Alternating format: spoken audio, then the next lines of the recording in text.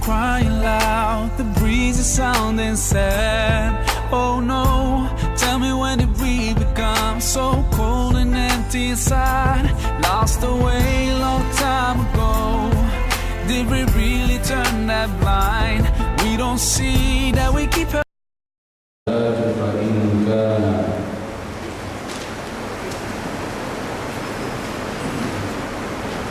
قد أتمها هون عليه الحساب وإن كان قد انتقصا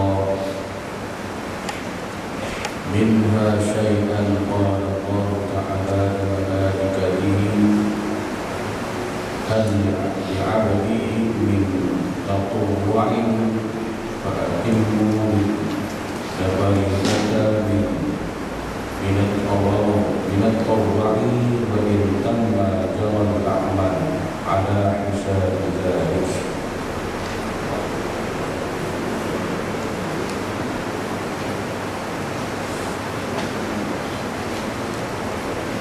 Yang bermaksud pertama yang akan diperhitungkan di hari kiamat daripada seorang hamba ialah sembahyang. Maka jika cukup Allah meringankan kepada hisab, dan bila kurang daripadanya maka Allah berfirman kepada malaikat, apakah hamba-Ku ada sembahyang sunat? Jika ada maka dicukupkan yang fardu daripada yang sunat. Kemudian jika telah cukup maka dilanjutkan amal-amal yang lain yang buruk.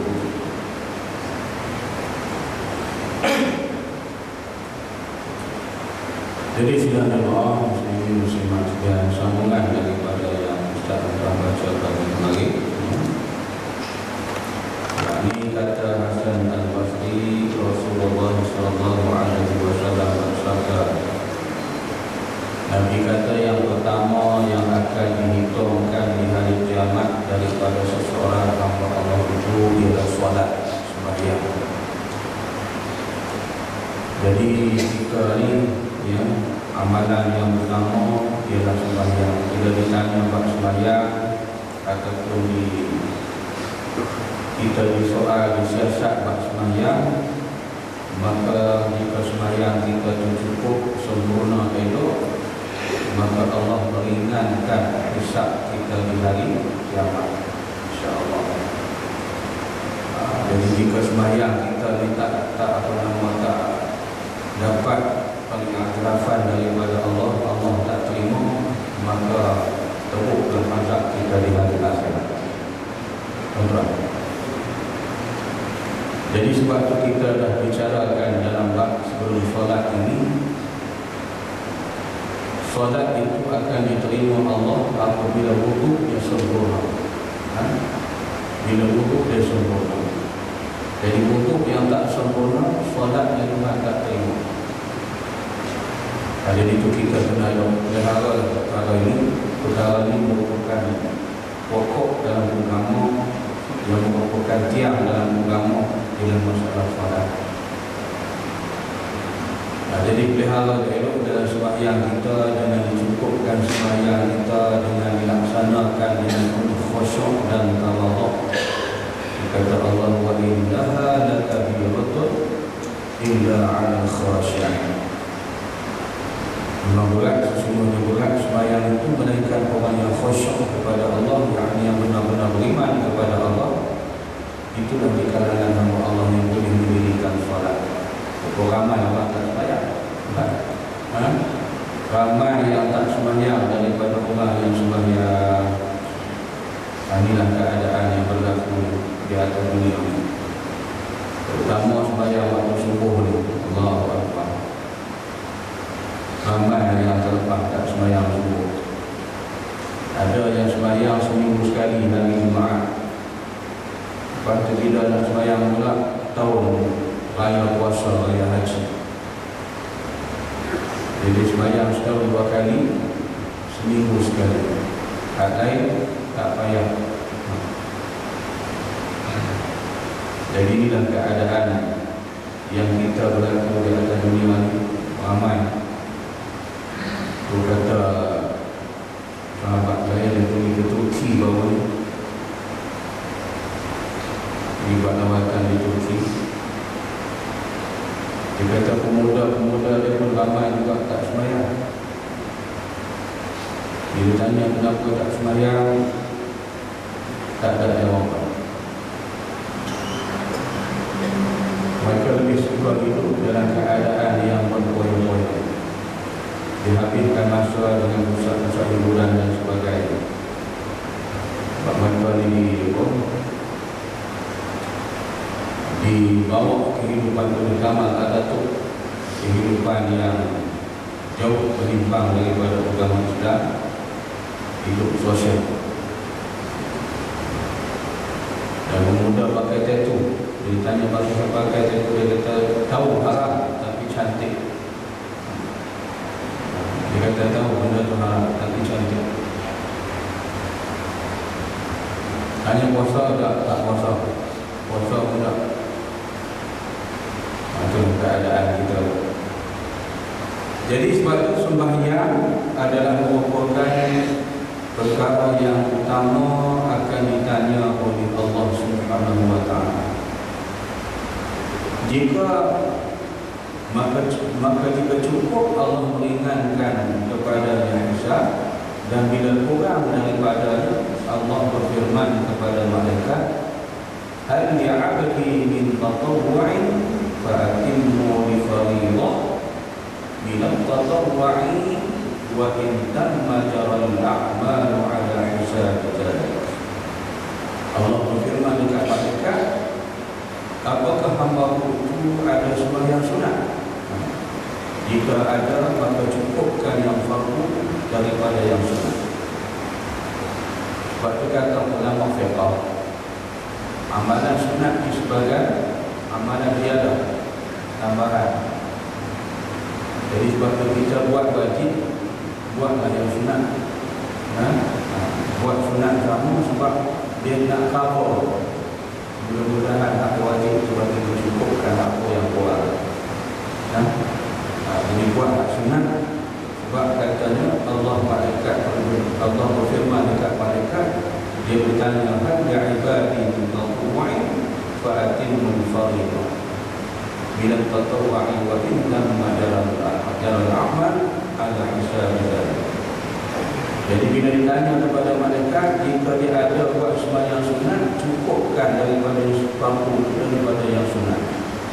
Kemudian jika telah cukup, maka dilanjutkan amal-amal yang lain menurut begitu. Jadi meringankan kita punya perhitungan di sisi Allah. Jadi habis tanya buat sembahyang, soal buat sembahyang, sempurna buat sembahyang itu baru Tuhan tanya buat lain.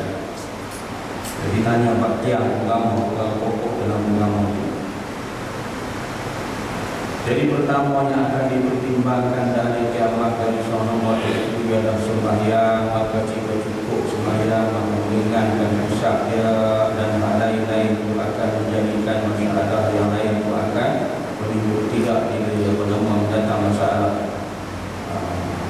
Jadi hal lain itu akan membawa kepada kita tidak ada masalah yang berat lagi dah. Jadi itulah sembahyang yang diperintahkan oleh Allah, yang wajib kita pelihara dengan sempurna, kemudian dengan kesempurnaan yang ada sembahyang kita. Air sembahyang kita begitu, basuh anggota tubuh kita bagi sempurna sebagaimana yang diperintah, maka sembahyang kita pun sempurna insya-Allah. Man dawama 'ala as-salawati al-khamsi fil jama'ah a'tahu Allah khamsa khisal. Awwal ma yarfa' anhu dhiqul 'aish wa yarfa' anhu 'adabul qabr wa yu'ti kitabahu bi yaminihi wa yamurru 'ala as-sirat kal barqil khatifi wa yadkhulul jannah bi ghairi hisab. ومن تهاون بالصلوات الخمس في الجمعة عاقبه الله بأتنا 10 خصلة سلاسة في الدنيا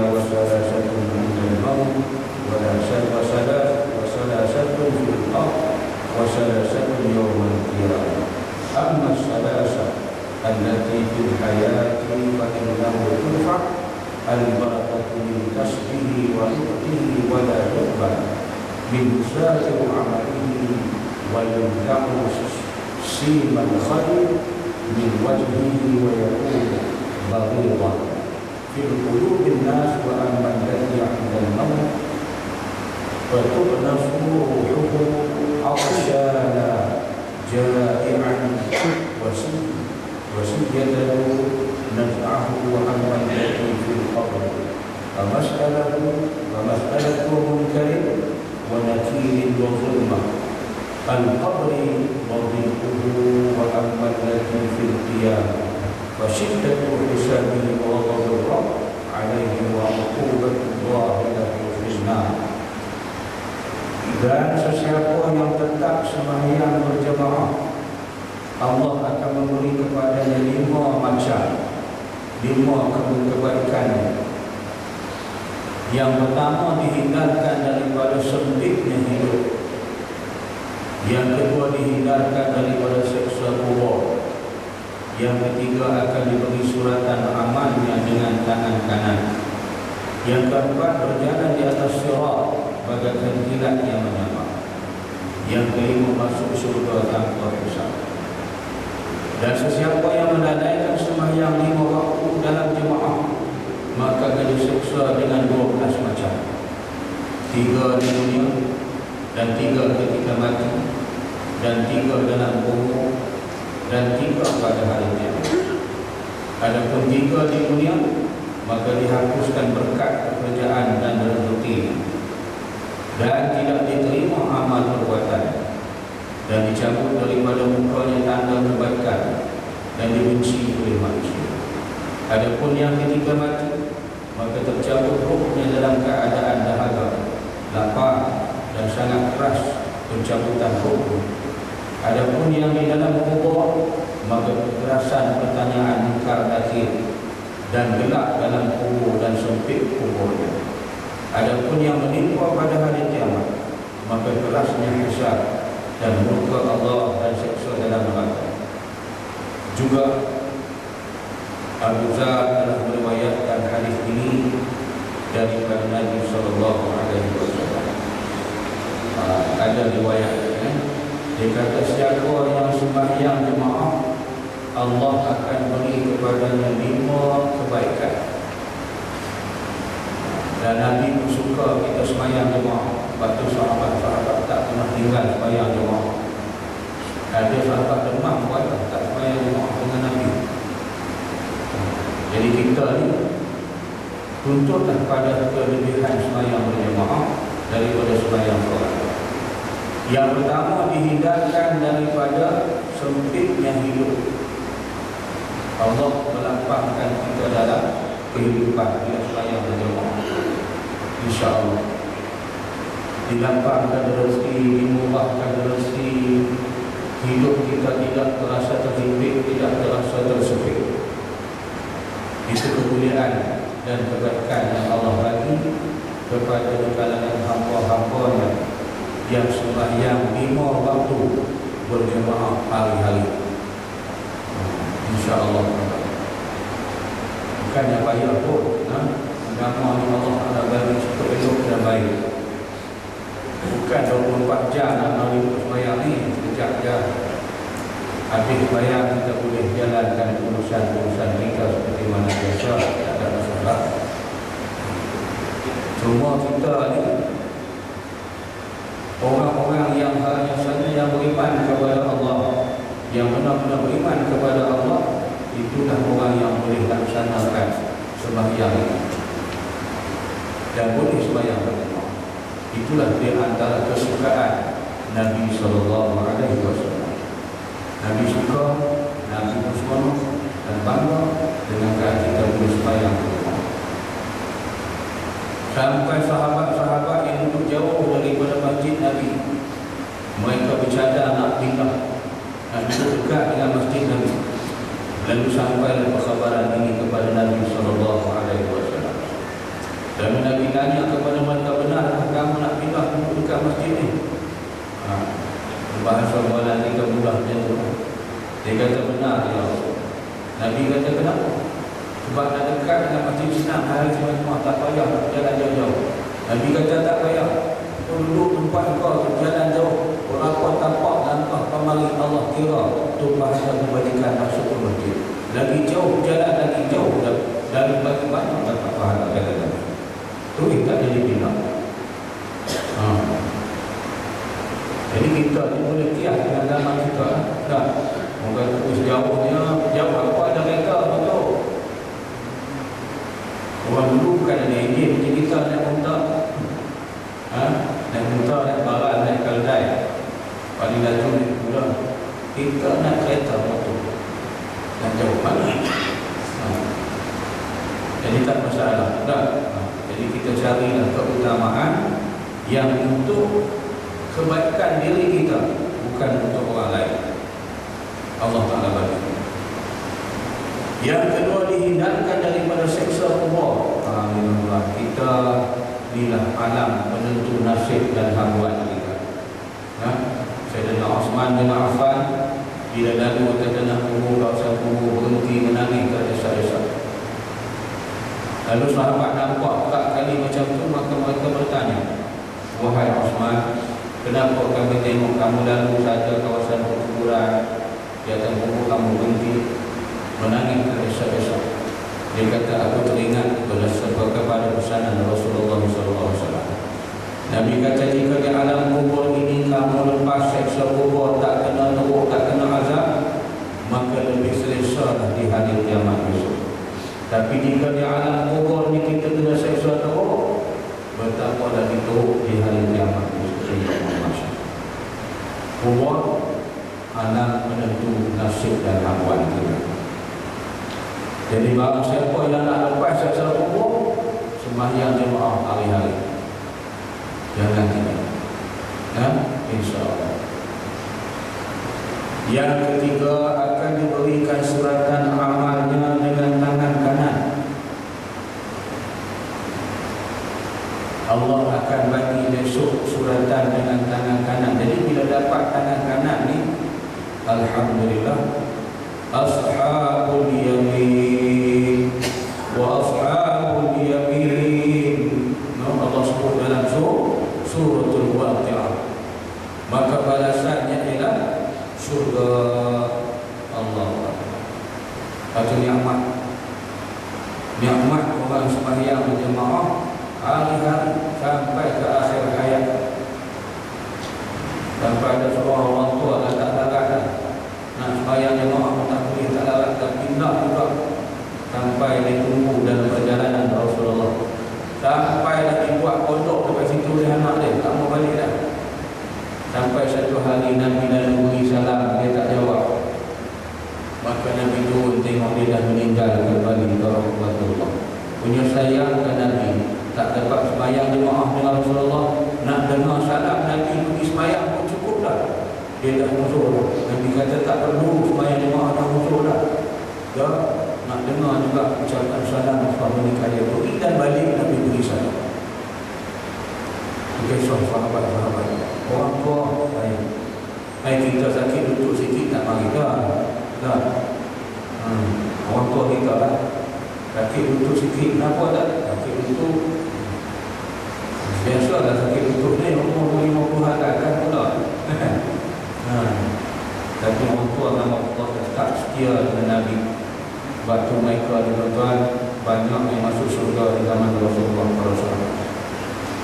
Baik, jadi kita ni nak dapatkan nikmat itu, maka hendaklah kita ni, dia kata sembahyang yang mana kita ni mendapat suratan dengan tangan kanan, sembahyang jemaah hari-hari, mati besok dapat suratan amal dengan tangan kanan. Yang keempat, berjalan di atas sirat bagaikan kilat yang menyambar. Maknanya cepat. Tengok kilat tambah macam mana, sekelip mata kita dah sampai ke dalam al-jannah, surga Allah Subhanahu wa ta'ala. Di bawah menunggu api neraka Allah. Di bawah as-sirat menunggu api neraka. Sebab itu kata dalam kitab ini juga, Ya, dalam kitab ini juga menceritakan sirat api neraka ni, pucuk api itu menjilat bagaikan lidah, ditarik akan jatuh bagi hamba yang telah ditentukan jatuh. Tapi bagi mereka yang memelihara sembahyang mereka dengan elok, sembahyang berjemaah hari-hari sampai mati, Allah selamatkan dia menyeberangi sirat bagaikan kilat yang menyambar. Yang kelima, dia kata masuk syurga tanpa hisab. Allah, ini nikmat Tuhan bagi. Masuk syurga tanpa hisab maknanya mudah dimasuk ke dalam syurga Allah tanpa dikira, tanpa dihitung. Sebab dia jaga sembahyang dia sehari semalam 5 waktu, sembahyang pula berjemaah. Inilah kebaikan dia. Tak nak ke? Cuba tanya kita, kan? Takkan tak mau benda-benda yang lain Allah akan bagi macam tu. Tak nak juga bodoh. Bodoh. Paling bodoh kan macam. Ini kebaikan yang nak dapat di akhirat bukan senang. Ada Tuhan bagi macam tu. Kemudian dia kata pula, siapa yang melakukan sembahyang 5 waktu dalam jemaah, maka siapa yang melalaikan sembahyang 5 waktu dalam berjemaah, maka akan diseksa dengan 12 macam. Ya, orang yang tak sembahyang, orang yang tak sembahyang berjemaah, orang yang mereka yang lalai tinggalkan solat, 12 seksa. 3 di dunia dan 3 ketika mati, dan 3 dalam kubur, 3 lagi di hari kiamat. Adapun 3 di dunia, maka dihapuskan berkat pekerjaan dan rezeki dia. Kau buatlah kerja pagi petang siang malam, tak ada keberkatan. Bila tak ada keberkatan, semua tak cukup. Kalau buat tak kena buat. Buat tu tak kena, buat tu tak kena. Sampai mari minta air penawar, kacau. Kita nak tawar macam mana? Dia kata kerja tak jadi, kerja ni tak jadi, kerja ni tak jadi. Dah orang bagi duit, orang bagi. Ni ada tak kena. Jadi kita kata ada tak kena ni. Dia kata orang sihir saja, bukan sihir awak tak sembahyang. Bantai dia dulu. Dia mari menghadap kita, dia kata apa kan? Dia minta tolong ubatkan dia. Jadi kita ubat dia tu. Dia kata tak ada sembahyang ni. Sembahyang tak cukup, sembahyang tenggelam timbul, sembahyang tak cukup waktu. Diam pun. Dia kata balik betul kan sembahyang. Pas sembahyang doa minta ke Allah, minta ke Musa tak apa-apa. Ini bukan ini hari menawar ni, buat tak sembahyang. Nak tahu awak. Itu berat gitu. Itu kacau, kata rezeki tak ada ni, sempit sangat. Ni jawapannya. Pasal tak sembahyang berjemaah, Allah sempitkan rezeki.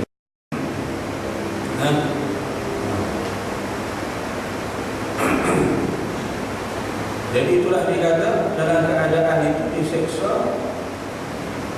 Dikata dalam keadaan 3 di dunia, 3 ketika mati, 3 dalam kubur. Di atas dunia ni ada pun 3 di atas dunia, maka dihapuskan berkat pekerjaan dan rezekinya, dan tidak diterima amal perbuatannya. Allah Akbar. Amal perbuatan kita pun Tuhan tak terima. Tuhan murka pasal kita tak sembahyang. Tak sembahyang, Tuhan tak terima. Buat apa? Kita nak buat kebajikan, nak buat ini. Ada orang kita ni kan, dia hantar kisah hari Jumaat ke masjid, tapi dia tak sembahyang Jumaat. Allah. Tak ada keberkatan apa nak buat kebajikan pun Tuhan tak terima. Dan dicabut daripada mukanya tanda-tanda kebaikan dan dibenci oleh manusia. Tak ada cahaya. No, muka dia tak ada. Batu orang sembahyang, dia ada cahaya tak? Muka dia ada pusing.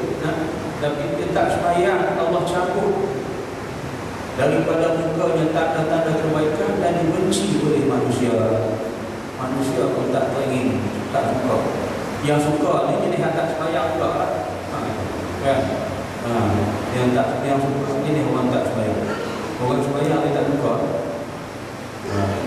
Adapun ketika mati pula, maka tercabut rohnya dalam keadaan dahaga, lapar. dan sangat keras mencampur-campur. Di masa nak mati ni, ditarik, dikeluarkan roh oleh malaikat maut dengan keadaan yang keras, kasar. Seumpama kata Nabi, kalau kita letakkan kain di atas duri-duri, maka disentak. Tak, macam mana lah? Sudah pasti kain tu yang melekat pada duri, yang nak lekat, yang tak lekat, yang koyak bawah. Jadi kita bayang begitu keadaan. Ataupun diumpamakan kan burung helang menyambar mangsa, maka dalam keadaan itu kita tengok bagaimana ratus malaikat tarik dengan kasar, dikeluarkan dengan kasar. Tapi bagi orang yang beriman, maka dibisikkan kepadanya, malaikat duduk dekat dengan kepadanya. Lalu malaikat kata apa kepadanya? Janganlah kamu takut, jangan kamu gentar, la takhaf wa la tahzan, jangan takut, jangan gentar. Maka Allah meletakkan bagi kamu syurga. Ini dalam ayat Quran dia kata disebut dalam tatanazzalu alaihimul malaikatu alla takhafu wa la tahzanu wa abshiru bil jannati allati kuntum tu'adun. Malaikat itu dekat kepada manusia, diturunkan malaikat menyatakan untuk orang yang beriman. Maka roh dikeluarkan daripada kubur-kubur kita, bagaikan ditarik rambut dalam kulian tepung dengan penuh perhatian. Dibisik, jangan takut, jangan gentar, syurga sedia menanti untuk kamu. Tapi hak yang jahat ni, yang tak beriman, yang mati dalam keadaan mereka tidak solat berjemaah pun tidak, solat berjemaah solat pun tidak, maka dicampur dengan kata kasar dan dalam keadaan yang mereka itu pula lapar, dahaga. Seandainya dihimpunkan lauk dunia disatukan, masuk air dalam mulut pun tak hilang kehausan dia. Tuan, orang nak mati ada kisah lidah dia terjulur keluar, banyak lidah terjulur keluar. Mula-mula dia minta air, isteri dia ambil air, bubuh dengan sulu. Dia orang kata pakai sulu besar sangat, pakai straw.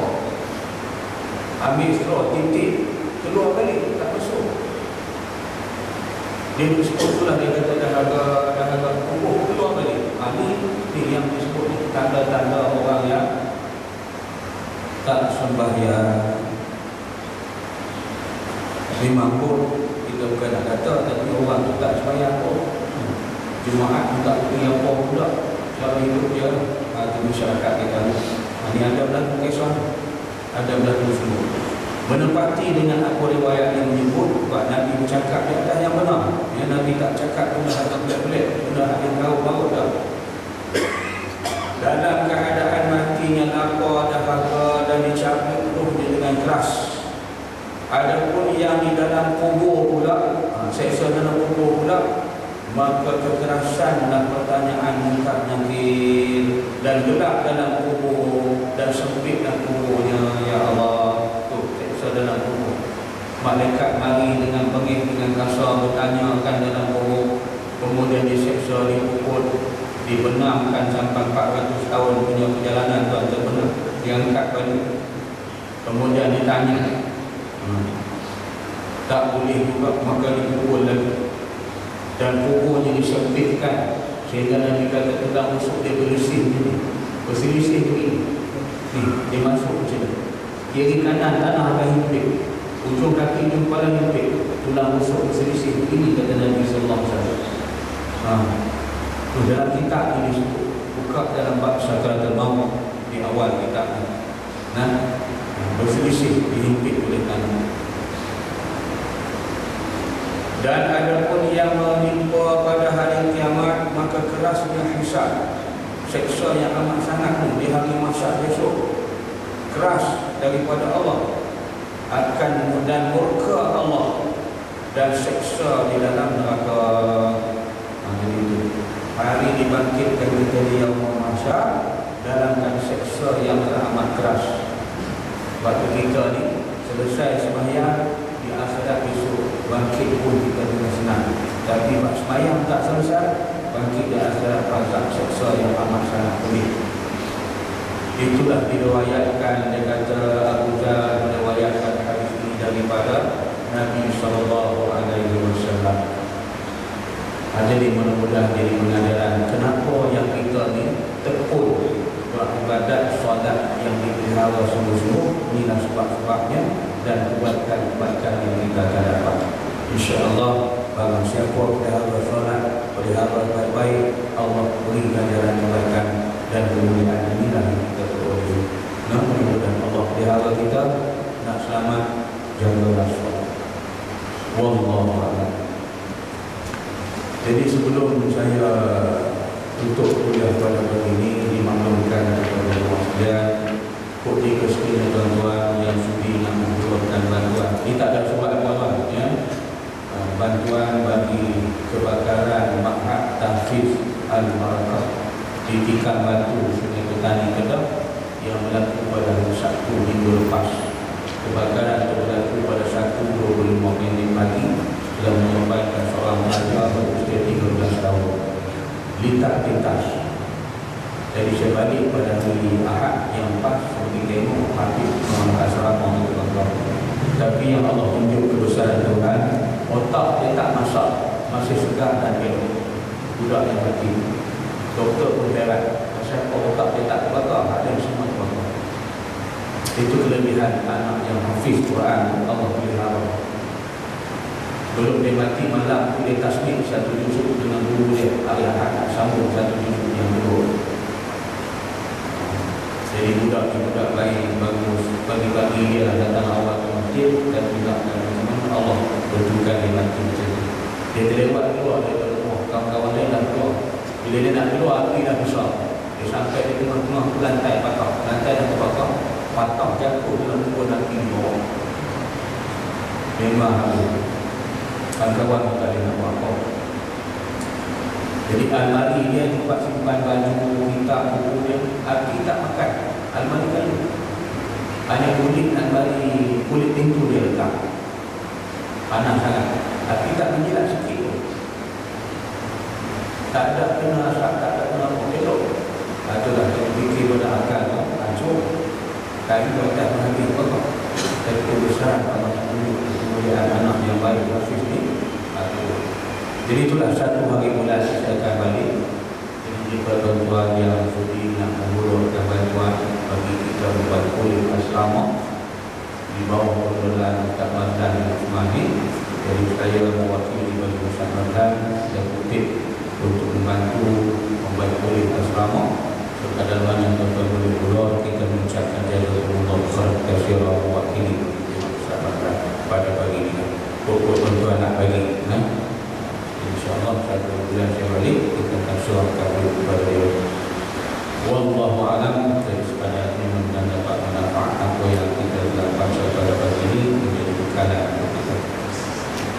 Subhanallahumma wa bihamdika asyhadu an la ilaha illa anta astaghfiruka wa atubu ilaik. Bismillahirrahmanirrahim. Illal ladzina amanu